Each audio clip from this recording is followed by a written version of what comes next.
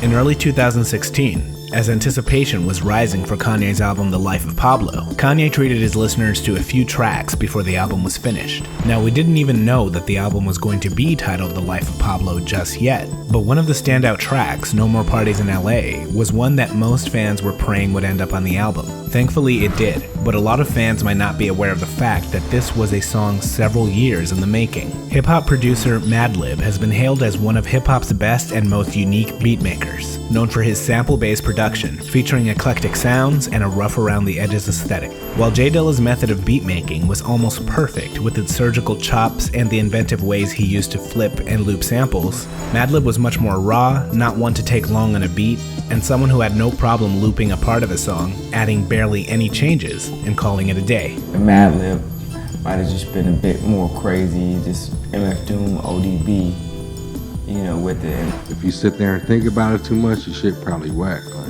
you just have to be natural and the roots of the shit. You just do it and that's that.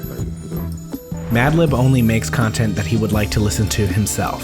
And over the years, especially with collaborations with J Dilla, MF Doom, and Freddie Gibbs, just to name a few, Madlib has created the soundtrack for many talented MCs. When Kanye began his career, he had ties to underground producers and rappers and was always one to be in love with the classic style of sample-based production. From sampling to drum programming, these producers that Kanye was becoming familiar with served as great inspirations for him, from Pete Rock to J Dilla, DJ Premier, and so on. And he became a fan of Madlib. My respect for that and the fact that I came from that underground place, that is the anchor for a college dropout to work. But it has to be anchored in an entire community of people that believed in a certain type of anti-radio music. How close you get to those samples and the nuances and the way you chop it up and the people's appreciation for it is an amazing art form and a culture, man. It's like, this shit, hip-hop is just as important as Basquiat and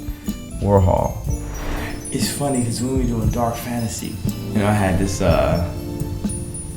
Madlib joint, and the song was No More Parties in LA.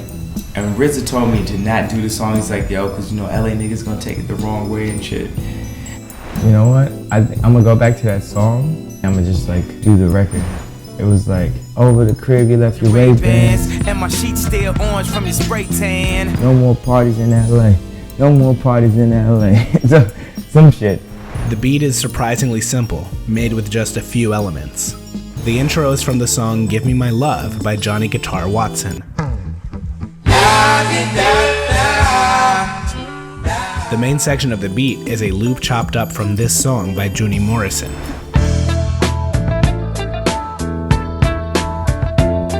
I just wanted to leave it the same. Dudes get mad. The dude just loop that shit up. That's my sound. Like, I'm a loop digger, so I just want to leave it like that. Just make it dirtier than what it was. People don't really understand. Some people don't really understand it. There is a vocal sample from Ghostface Killah.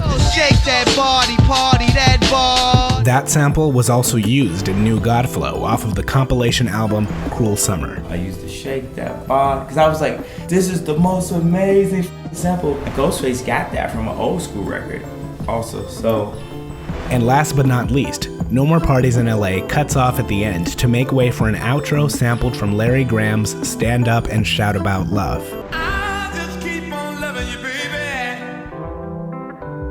And there's no one else I know can take your place. Larry Graham happens to be Drake's uncle and was a bassist for the group Sly and the Family Stone, as well as the frontman for his own group, Graham Central Station. And of course, the fact that the vocal sample in the Junie Morrison song has her singing about Los Angeles. Los Angeles. The placement couldn't be any more perfect. The song starts out as a raw and surprisingly simple piece of sonic production in an album surrounded by maximalism, booming 808s, and experimental production. To marvel even more at its simplicity, Madlib has casually stated that he made the beat on an iPad. The song is a sonic callback to Kanye's roots as a producer, and also a treat for nostalgic hip-hop heads. The way it was executed felt fresh and new, while also having its foot planted in the past few decades.